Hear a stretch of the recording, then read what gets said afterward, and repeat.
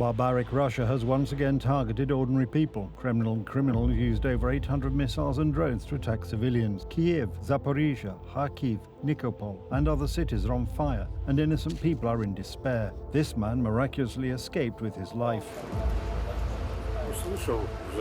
I was asleep when I heard an explosion and the whole building shook. I ran out into the courtyard and saw the fire on the 6th floor balcony. My car was crushed, and suddenly the windows of my apartment were blown out.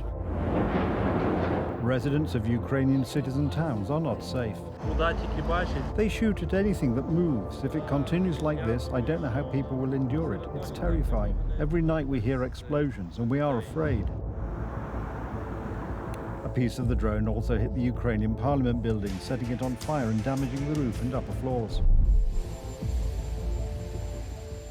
Seeing the enormity of the suffering, especially of Ukrainian civilians, Donald Trump takes action again. Since talks with the Russian criminal have been unsuccessful, Trump has decided to use force, namely powerful economic sanctions which are intended to hurt the Kremlin and make Putin think twice. As long as there is no peace, Donald Trump's patience will run out on this issue, and he may already have reached the point where he will use these sanctions. It would be bad if he kept delaying this declaration, so perhaps this is the moment when Donald Trump will use these so-called nuclear sanctions against Russia and pressure Russia into a truce.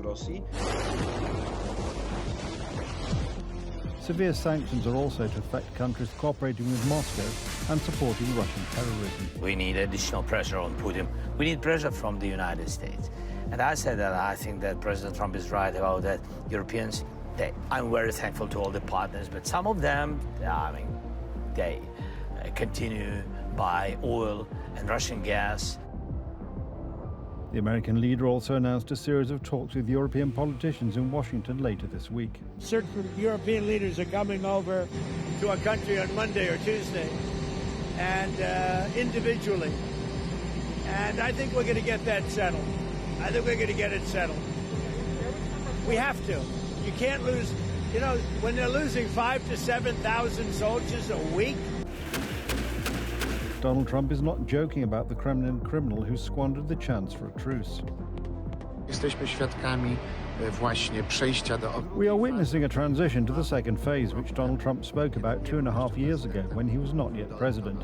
He said that if Zelensky and Putin failed to reach an agreement, he would, and I quote, provide Ukraine with a huge amount of equipment. Now we know that Ukraine has recently ordered 3,500 ARAM medium-range air missiles, which have a range of 300 to 400 kilometers, which is extremely significant. Donald Trump wants to build a coalition to stop Russian crimes and Russian imperialism. We are prepared to increase pressure on Russia, but we need our European partners to follow us, because if the US and the EU do this together, we are in a race now between how long can the Ukrainian military hold up versus how long can the Russian economy hold up.